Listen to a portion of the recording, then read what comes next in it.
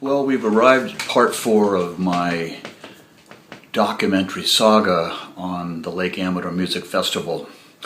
It might be kind of a Robert Strand Gone with the Wind production here. I hope it's been worth it for everybody that's watched parts 1, 2, and 3. On part 4, I want to discuss the amazing media coverage that we had after the event. The following week, certainly the Sunday right after the Saturday that the show ended. And I want to open up the discussion today with just a few general remarks, and then we'll get into the media coverage. It's important to put this festival in historic perspective. It was held on October 4th, 1969, about 6 weeks after Woodstock. And ironically, about 8 weeks before Altamont. And the salt and pepper of that, the opposites of it all, really need to be commented on. Amador was this little jewel in the midst of these two monsters. And rock and roll is a monster. And you've got to be lucky, and you've got to have just the right combinations of things to have the success we had at Amador. And a lot of that was totally out of my control, such as the weather, for one thing. But the location, the size, which was big, 40,000 people is a lot of people, but it all fit. Everything fit. There was no overburden to it. And Woodstock, which had amazing talent, was, and it's nobody's fault from a promotion standpoint, was just too big, and it just couldn't hold up to its own weight. It just 3 days long. They had weather going against them. They had a lot of things. It was just a long, hard haul. It's fun to say you were there, and I know there's people that had a great time, and I'm not trying to diminish Woodstock in any way, shape, or point, but it's still, from a promoter's standpoint, it was a long, tough show, and but it goes down in history, an incredible media event for sure. And then you turn the total opposite, which is kind of like the way rock and roll is, kind of the tightrope that you can walk. You go to Altamont, and I had commented earlier about Altamont, and once again, no criticism of the promotion or the folks that put it on. They did the very best they could. But that one, people kind of blame Jagger and stuff, like sympathy for the devil and all that stuff. It was way beyond the Stones. I can't believe they even got up on that stage after some of the violence that had happened that day. I kudos to them that they had the guts and the balls to even do that. But the yin and the yang of it all, of what you can get involved in and what can happen at shows, and a promoter's responsibilities are so vividly displayed, both at Woodstock to some extent and certainly at Altamont, where things got totally out of control. We were lucky, we were blessed. We couldn't have had a better festival. We couldn't have had a better audience. We couldn't have had better bands. It was absolutely as good as it could get for us and for my rock and roll family who put it on, and for all the bands and stuff. I think it was just simply as pure as rock and roll can be. One last comment or observation about Amador before we get into this discussion of the media, which is going to be fun to do.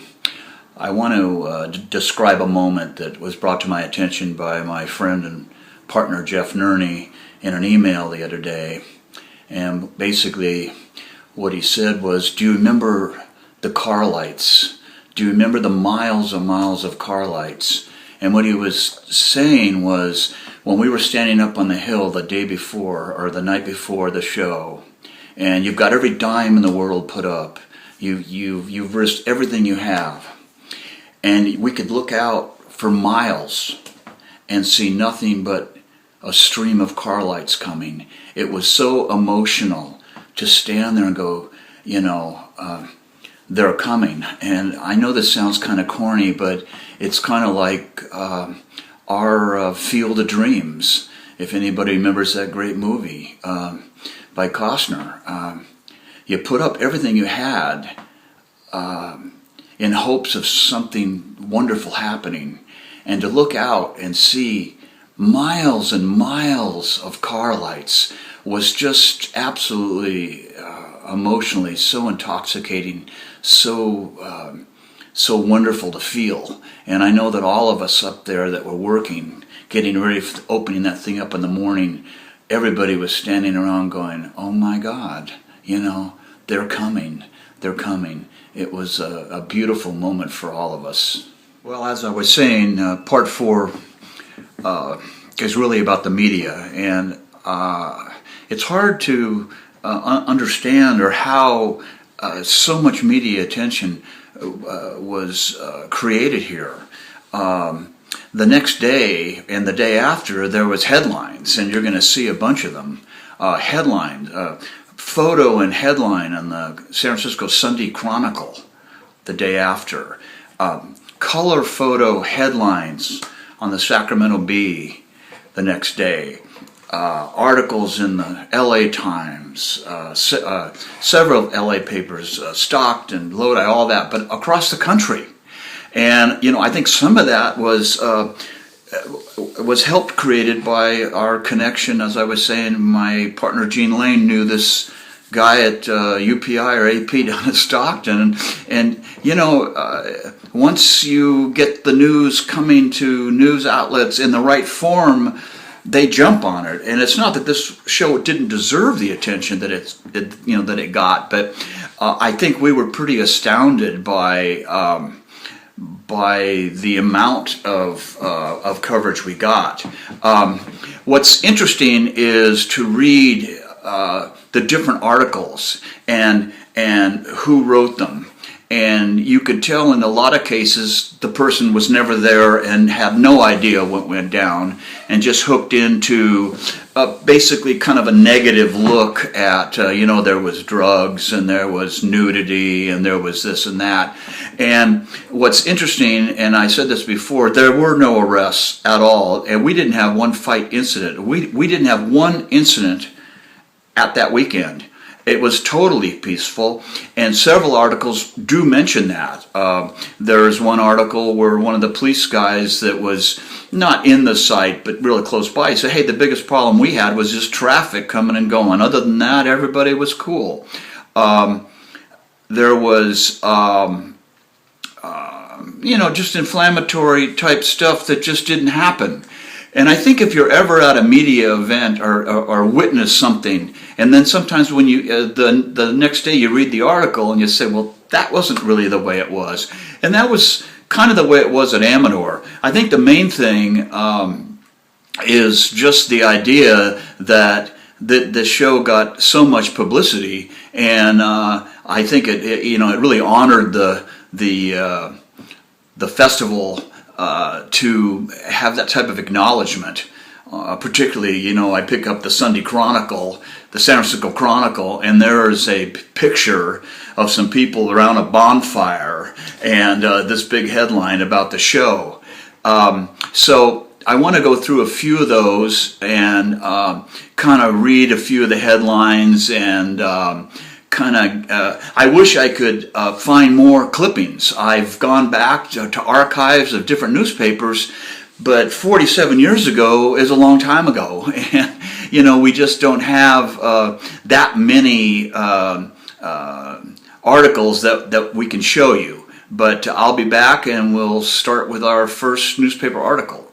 The first article that is so interesting is from the San Francisco Examiner Chronicle of October 5th, the next day, just because that's the big guerrilla newspaper of our area. And I'm looking down at it right now, and you'll see it at the end of this clip. It's on the front page, and it has a picture of some people huddling around a fire, and the headline above it is "Nudes rock mother lode. Okay? And it says below the photo, though there was more people than this, it says 20,000 at Jackson Feet, Jackson, a little town close by. Drugs combos, rock bands, combos. Santana's a combo. Drugs, combos, and dust. But it was on the front page. And I don't have the whole article that actually went on to page 27. I just got this front page, which will show you. But you know, we're not expecting. I mean, my God, front page of the Chronicle. I mean, just really amazing. So you know, the bands are going home too, and they're going, wow. And then all the people, the San Francisco scene. Man, I got back to San Francisco a few days later, walked into Ksan, and people were just going, Bob, what the heck happened up there, And I think there was a lot of people that wish they had been there that day. So this is the San Francisco Examiner-Chronicle Sunday paper, the day after the show. Just an amazing front page, pictures, articles. Just an absolute mind blower for me and everybody that we got that kind of publicity. I think the Sacramento Bee Sunday edition, October 5, 1969, probably had the most amazing headline that's ever been put on the front of a newspaper as far as rock and roll is concerned. I will throw a challenge out to media buffs to find a better headline than this. There is a big color photo of a drummer, I think from Southwind, possibly early in the morning, and a great crowd shot. It might have been one of our photos. I think it's already in our collection we've shown you, but a color photo of the crowd and the band. And underneath this, and I'll throw this challenge out again, I wonder on a major metropolitan newspaper if this combination of words has ever been used in a major headline. And I'll read this to you, so I'll look down here a little bit. Amador Gold Rush Music Festival provides holiday for marijuana, wine, nudes, LSD, and rock beat. I don't know. I don't think I've ever seen quite that group of words in big print. Marijuana, wines, nude, LSD, and rock beat. And it's funny during the article, it kind of goes both ways. They talk about it in a negative way, kind of, and then at the same time the police say, we had no problems at all. The Amador owners say, we had no problems at all. It was the most peaceful day we've ever had. Maybe some traffic issues. There was a comment in this article by some observer or something, some neighbor that said, I was looking at the medical tent and saw this writhing, is that the word? Person, like he was on heroin withdrawal, all this drama. And you realize newspapers are there to sell their papers. And I think that this headline, I'm proud of the headline. I think it's awesome. You're going to see this here when this clips over. But anyway, I just think the combination of words is really amazing. And then right next to it is first major inquiry of Nixon's Vietnam policies is planned. New contacts between U.S. and Hanoi. You forget that the Vietnam War, 69, things were hot and heavy over there. So this was right during that whole time, like I said, Woodstock, Altamont, Vietnam. And right in the middle of this is this little jewel up there in Lake Amador. So anyway, Sacramento Bee, October 5th. And we'll show you what we've got on it when we get to the end of this section. So here's this incredible color photo and article with that amazing headline in the Sacramento Bee Sunday newspaper the day after the show. These are a couple of clips from the article from the Sacramento Bee. They're moving kind of quick, so I hope you can read them. The last one ends up with a comment that it was like Amador was like Cecil B. DeMille's production. One article that comes to mind regarding the show was an article written 30 years later. It appeared in the Amador Dispatch Ledger, which I think is a small paper out of Jackson or up in the foothills. And the headline is "A Concert That Few Will Forget." Now this is 30 years later. Concert attracts 50,000 to Lake Amador. And one of the funny little quotes in this that I thought you'd get a kick out of it. It says, the sheriff says, "And the crowd smoked marijuana, and the haze of marijuana spread and covered the county." And covered the county. And it just and it has a picture of a mom sitting dressed at the lake with her little girl running along the beach, And once again, this article emphasizes how it was a totally peaceful day, but I thought it was so funny the quote that the county was covered in a haze of marijuana smoke. That's a lot of marijuana. Must have been kind of a happy day up there all over the county. People out there jogging and breathing all that air. This is that article that was written 30 years later, and I think it just shows the peacefulness of that day with the mom sitting there on the beach and her little girl playing next to the lake. And then the next one is just a headline that I found in the Lodi Sentinel. Can't really read it, but it just gives you an idea of some of this media coverage we were getting. There was so much everywhere, and I wish I had more that I could show you. Well, I think that's a wrap. I think I've run out of juice here as far as trying to relate this show to all of you, and I hope there's some people out there that have really enjoyed this. I've enjoyed it immensely. A couple of more people that I want to throw thank yous to would be my ex-wife Nancy Strand. Ex just doesn't seem appropriate to say that. She was totally involved with the show, was down below the show, never saw it because she was taking tickets and handling money. And my sister-in-law at the time, Kay, I'll throw those two personals in. Other than that, you know who you are, not going to belabor it. I just want to thank everybody that has watched this. I'm indebted to the bands. I hope all the bands get to see this, a part of it anyway, and recognize that they really were part of something very historic. And I have some plans to do a few more videos of some other things that I've done in the rock and roll business, so I'll be looking forward to that. But once again, thank you for taking the time to look back at the great Lake Amador Rock Music Festival, October 4th, 1969.